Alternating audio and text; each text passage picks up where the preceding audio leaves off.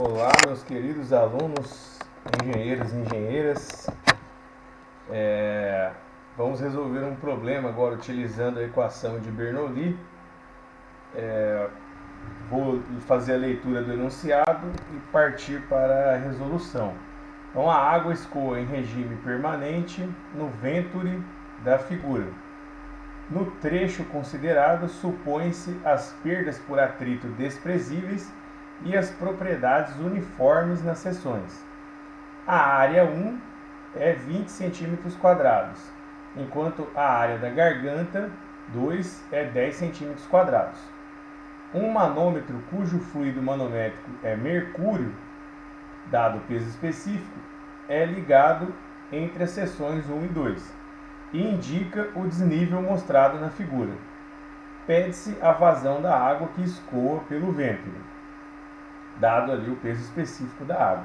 Então a gente tem aqui nessa figura um ventre, um tubo que tem uma redução de diâmetro, uma garganta. Temos a água escoando por dentro desse ventre. Temos aqui o trecho 1 e o 2, diâmetro 1, diâmetro 2, dados ali as áreas. E entre esses trechos tem a interligação de um manômetro com mercúrio, dando uma leitura de 10 centímetros de diferença aí, de pressão. Então, o que nós temos aqui que resolver? A gente precisa determinar a vazão do escoamento. Nós sabemos a área aqui em 1 e a área em 2, certo? No entanto, nós não temos as velocidades do escoamento, certo? Bom, então aqui estão dados, as áreas e os pesos específicos e pede-se a vazão. O que a gente pode utilizar para resolver esse problema? Então, a equação de Bernoulli, dado que o escoamento de um ponto a outro, e as hipóteses fornecidas pelo problema, então foi dito ali no problema que o atrito é desprezível e que o regime é permanente, que não há mudança de propriedades do fluido nesse escoamento, nesse trecho do ventre. Podemos usar a equação da continuidade, uma vez que a gente quer saber a vazão, e que é o regime permanente, não há mudança de propriedades de um ponto ao outro, E podemos usar a equação manométrica, temos a leitura desse manômetro, então a gente pode utilizar essa equação também. Então, vamos brincar um pouco com essas três equações para poder encontrar essa vazão, uma vez que a gente não tem a velocidade em 1, nem a velocidade em 2, temos só as áreas, então a gente não tem como achar a vazão somente pela equação da continuidade. Vamos ter que fazer um trabalhinho aí com esse sistema de equações. Bom, aqui então iniciando pela equação de Bernoulli. Então, a soma dos termos das cargas de energia em 1 e 2, carga de pressão, carga cinética e carga de posição. No problema trabalhado, os centros geométricos da seção 1 e 2 têm a mesma cota Z, ou seja, a mesma carga de posição, qualquer seja o plano horizontal de referência adotado. Então a gente, se observar a figura, o eixo aqui do escoamento, o ponto 1 e 2, as seções 1 e 2 têm o mesmo eixo. Logo, se eu traçar qualquer plano horizontal aqui de referência, a cota Z vai ser a mesma, para esse escoamento em 1 ou 2. Então, o Z aqui da equação vai sumir, vai se anular. Então, a gente pode reescrever a equação dessa maneira, isolando aqui as cargas cinéticas de um lado e as cargas de pressão do outro lado, certo? Propositalmente desta maneira, uma vez que podemos trabalhar as cargas cinéticas na equação da continuidade e as cargas de pressão na equação manométrica. Temos uma equação aí com 4 variáveis, não sabemos V2, nem V1, nem P1, nem P2. Porém, o lado direito dessa equação, o lado das pressões, a gente vai tentar resolver a partir da equação manométrica. uma vez que a gente tem a leitura do manômetro diferencial instalado, né?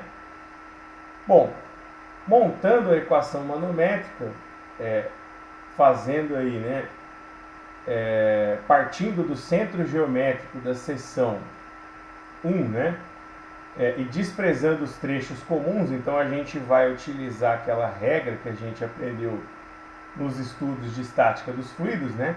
Então, partindo aqui de 1 para 2, né, nesse sentido, o que é descendente eu somo e o que é ascendente eu subtraio, certo? Então, pressão em 1 mais peso específico da água multiplicado pelo H, pelo 10 centímetros, menos, aí eu já estou ascendente aqui, né? Desprezo esse trecho comum aqui, né? Menos peso específico do mercúrio vezes o H, que é 10 centímetros, é igual a pressão em 2, certo? Também podemos resolver isso utilizando o conceito de Steven, né? Traçando um plano horizontal de referência e determinando que o que eu tenho de um lado, eu tenho do outro em relação à pressão. Mas aqui a gente fez por aquela regra, né, que a gente aprendeu a fazer, dá o mesmo resultado. Então, P1 menos P2 é igual a peso específico do mercúrio menos o peso específico da água vezes a altura, né? Então, a gente achou aqui a diferença entre P1 e P2, né? Que a gente pode expressar numericamente aqui, dada por 12.600 newton por metro quadrado, certo? Retornando aquele valor, né, para a equação de Bernoulli que a gente tinha determinado antes, nós temos aqui, dividindo, né, 12.600 pelo peso específico da água, 1,26 metros. Lembrando aí, né, que cada termo da equação da energia é dado em metros, né, se a gente fizer uma análise dimensional. Então resolvemos uma parte do problema. A gente ainda pode melhorar isso, né? Sabendo ali que a gravidade é 10 metros por segundo ao quadrado, alguns trabalham com 9,81, vamos trabalhar com 10. A gente fica ali somente com o V2 e com o V1 nessa equação, né? Passando aqui o 2G para o lado de cá, certo? Então, como a equação de Bernoulli aqui conduz a duas incógnitas, utilizaremos a equação da continuidade para a solução, uma vez que ela também utiliza as velocidades, né? Então aqui a equação de Bernoulli agora só sobrou as velocidades, ó, V2 e V1. Vamos para a equação da continuidade para a gente conseguir voltar na equação de Bernoulli e resolver, né? Sabendo a relação entre as áreas dadas, né, a gente consegue desenvolver um pouco aqui a equação da continuidade, né?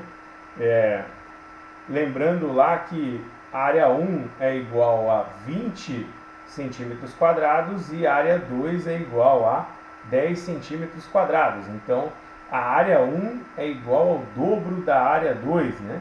Era isso que nós tínhamos ali na figura. Depois a gente pode retornar lá para dar uma olhada. Fazendo isso aqui colocando isso em termos de equação, nós temos aqui que V1 é igual a V2 sobre 2, ó, certo? Uma vez que a área 2 é metade da área 1, certo? Então V1 é igual a V2 sobre 2. Eu posso retornar isso aqui para a equação de Bernoulli, né? Aquela equação que a gente tinha anteriormente. Então eu substituí o V1 da equação de Bernoulli por V2 sobre 2, né? Tenho agora esse resultado, né? Consegui encontrar aqui o valor de V2, ó, da velocidade 2 agora, uma vez que só sobrou ela na equação. Aplicando V2 na equação da vazão, né? Que é igual a V vezes a área, eu consigo encontrar a vazão em metros cúbicos por segundo. Transformando isso para litro por segundo, para ficar mais bonito, né? É só multiplicar isso aqui por 1000. 1 metro cúbico é igual a 1000 litros. Então a vazão, por fim, é igual a 5,8 litros por segundo. Ok? É isso. Agradeço a atenção de vocês. Espero ter ajudado com esse problema. Então a gente conseguiu determinar a vazão e resolvermos essa questão.